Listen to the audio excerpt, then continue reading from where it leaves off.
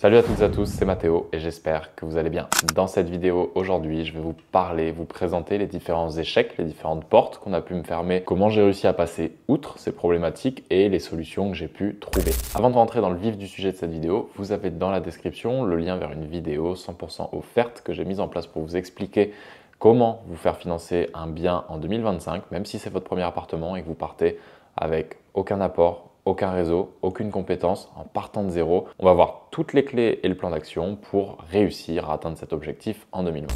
Alors, je vais vous faire un spoil sur cette vidéo, ça va pas être très original, mais aujourd'hui, la clé qui m'a permis de réussir à faire toutes ces acquisitions a été la persévérance. Alors, pourquoi je vous parle de persévérance? Je sais que c'est aussi un conseil bateau, qu'on va vous dire de faire preuve de résilience, de jamais lâcher, toujours aller de l'avant, etc., etc. Mais j'ai compris au cours de ces 5-6 dernières années l'utilité et la véracité de ces conseils qu'on peut nous donner. Donc premier point, ça a été par rapport à mon lancement dans l'immobilier. Pour ceux qui me connaissent, vous le savez déjà, pour ceux qui ne me connaissent pas, j'ai acheté mon premier appartement à 18 ans. Et avant même d'avoir mes 18 ans, j'avais commencé déjà les visites. Or, à 17 ans, je suis arrivé avec une vraie tête d'enfant. J'ai pas forcément non plus encore une tête de vieux, mais j'avais vraiment une tête de minot à cette époque-là. On m'a forcément regardé avec des regards un peu perplexes, un peu condescendants pour certains. Et ça n'a pas été forcément facile de trouver mon premier appartement. Certes, j'ai signé mon premier acte de vente à 18 ans et 4 mois, 5 mois je crois. Mais ce que vous devez comprendre, c'est qu'avant ça, avant de signer ce premier appartement, j'ai fait 34 visites. Sur les 34 visites immobilières, j'ai fait 28 offres. Et sur ces 28 offres, j'en ai eu que 2 acceptées. Donc là, vous vous dites, ok, c'est bien, il a fait du volume, il a fini par réussir à avoir une opération qui se valide.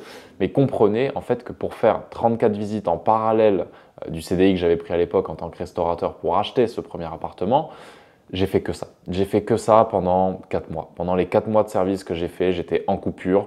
Le matin, avant d'arriver à mon service, je faisais des visites. L'après-midi, je faisais entre mes deux services, je faisais les offres, les négociations pour les appartements que j'avais visités le matin même ou la veille. Et en fait, ça a été un rythme infernal pendant 4 mois. Mais quand je vous dis un rythme infernal, ça a été voilà. Donc après mon service du soir, je rentrais chez moi à peu près à minuit, minuit et demi.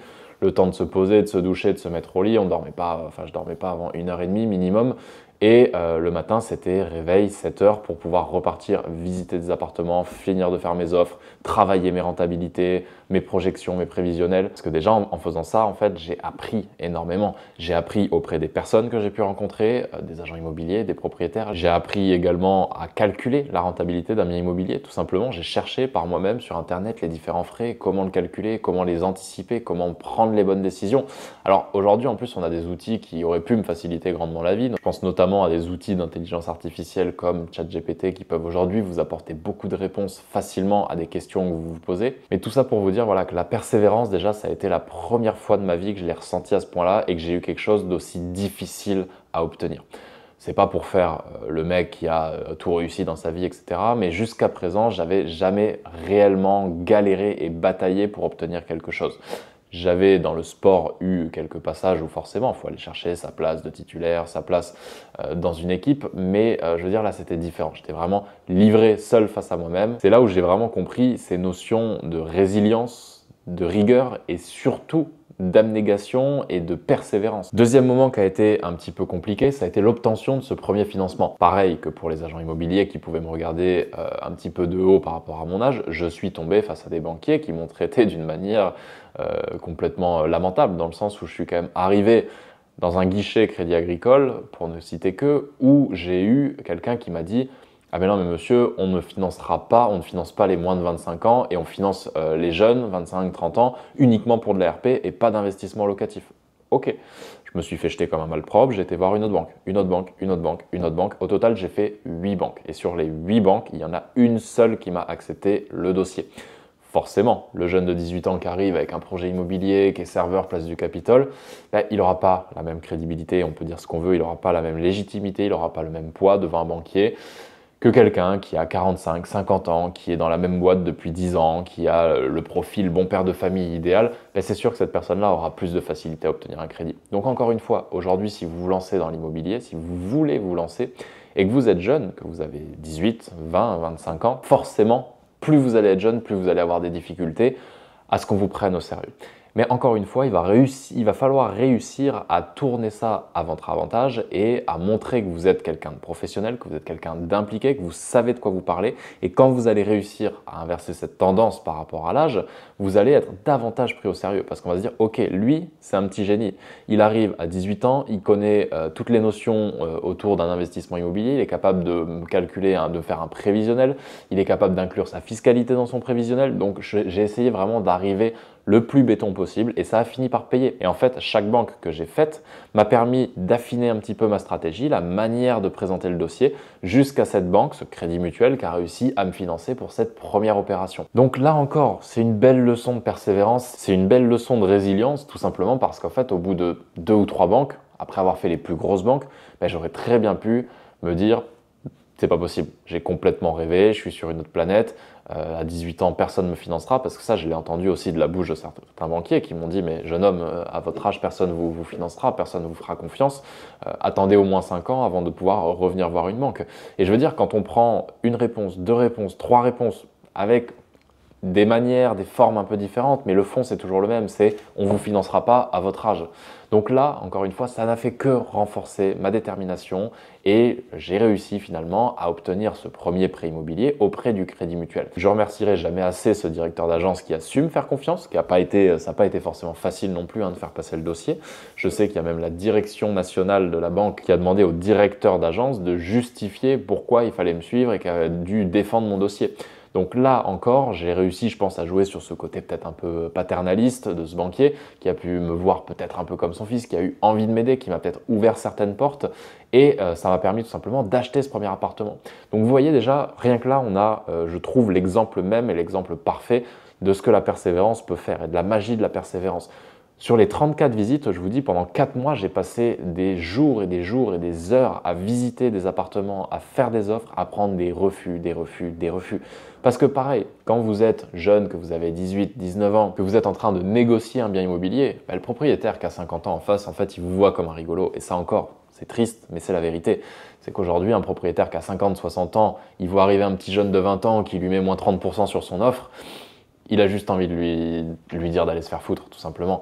Donc là, encore une fois, ne lâchez pas. Ça va finir par passer un moment, comme ça a fini par passer pour moi, au bout de 34 visites. Et je vous dis, j'ai fait 34 visites, 28 offres, et j'en ai eu que 2 acceptées. Mais les 2 sont tombés quasiment au même moment et sont tombés en fin de période de recherche, au bout de ces 4 mois. Donc pendant 3 mois, ça a vraiment été un travail à l'aveugle où on avance à la fois, presque, où on se dit juste, je crois en moi, je crois en mon projet, ça va fonctionner.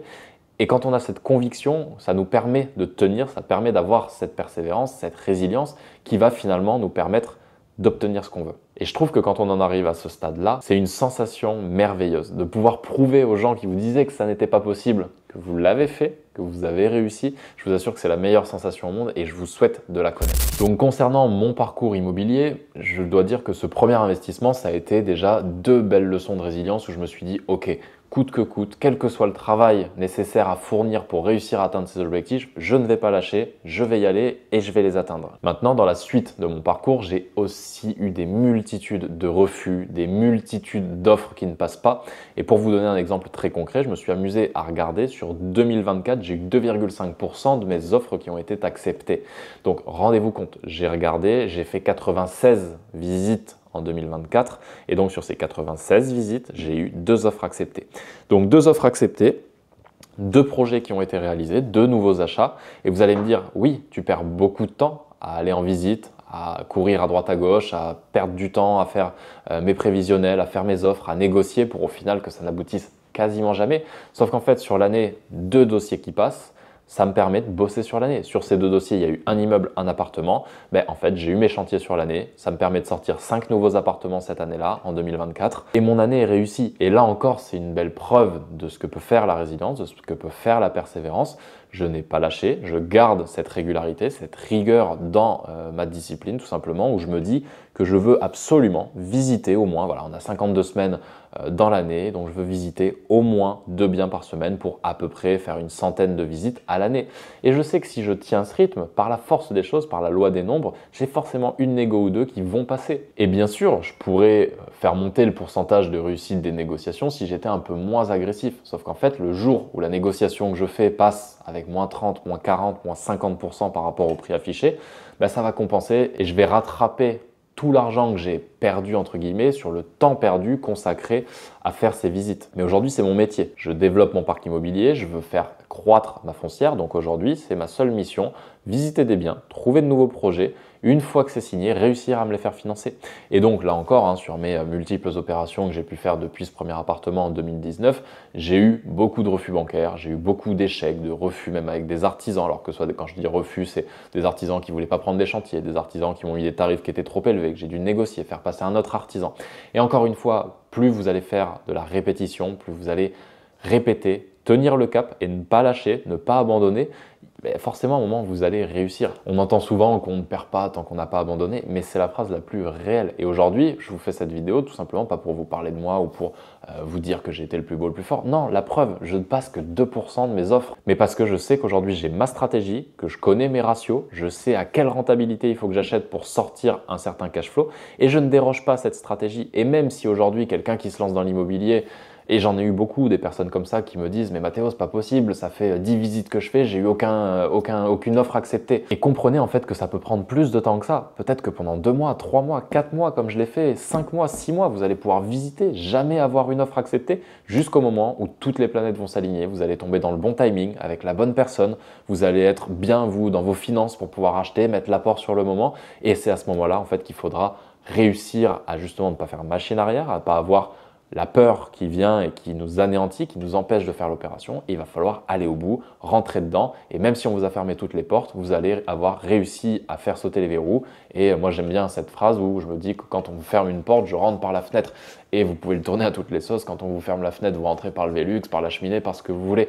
Mais dans l'idée, cette phrase est puissante dans le sens où ne vous contentez pas d'un non. Alors attention, bien évidemment, je ne veux pas sortir cette vidéo de contexte. Il y a certaines situations dans la vie où quand on vous dit non, c'est non. Mais quand il s'agit de business, quand il s'agit d'immobilier, de négociation, encore une fois, ne vous contentez pas d'un non. Quand vous allez voir une banque qu'elle vous dit non, allez en voir une autre. Quand vous allez envoyer une offre qu'elle est refusée, faites-en une autre. Allez, montez un petit peu votre offre si vous pouvez. Allez visiter un autre bien immobilier. Et ce matin encore, j'ai un agent immobilier, donc on est lundi à l'heure où je tourne cette vidéo, j'ai envoyé une offre vendredi matin et il m'appelle tout à l'heure, il me dit « Je ne peux pas présenter votre offre, elle est trop basse ». Et je lui ai dit « Écoutez, c'est votre problème, vous êtes agent immobilier, c'est votre métier. Aujourd'hui, le seul moyen de légitimer votre travail et de justifier que vous faites des visites et qu'il y a quand même de l'activité, c'est de transmettre les offres. Donc si vous ne voulez pas le faire, ne le faites pas.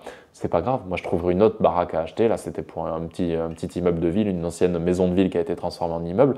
Je trouverai un autre bâtiment à acheter, ça c'est pas le problème. Donc encore une fois, gardez ça en tête, persévérez. Ne lâchez pas et vous verrez qu'à un moment ça va passer. Et le plus important dans tout ça, c'est vraiment d'aller sur le terrain, de vous rendre sur le terrain. Vous allez rencontrer des gens, vous allez affiner votre œil, vous allez apprendre des choses. Et parmi ces gens-là que vous allez rencontrer, il va y avoir certainement des belles relations qui peuvent se créer, que ce soit professionnelles, amicales. Vous allez avoir des personnes avec des beaux parcours qui vont avoir plein d'enseignements, plein d'expériences à vous enseigner. Et aujourd'hui, pour tout vous dire, il y a des personnes à qui je n'ai jamais acheté d'appartement, notamment des marchands de biens, des agents immobiliers, mais avec qui on a bien accroché pendant la visite et on continue de se voir. Et qui sait, peut-être que dans 1 an, 2 ans, je ferai affaire avec ces gens-là. Je ne me force pas à rester en contact avec eux, mais ça fait partie de mon réseau intéressant, de personnes avec qui j'apprécie partager des moments et qui plus est, peuvent être en mesure de m'apporter de bonnes affaires et de me permettre de faire du business. Donc si vous voulez vous lancer dès à présent, arrêtez de perdre du temps, vous avez dans la description le lien vers une formation complètement offerte où je vous explique en 2025 comment trouver le bon bien, le bien idéal, comment vous le faire financer et ensuite comment passer de 1 à 10 biens immobiliers. J'espère que cette vidéo vous a plu, si c'est le cas n'hésitez pas à me dire dans les commentaires. C'était Mathéo, je vous dis à la prochaine pour une nouvelle vidéo, ciao ciao.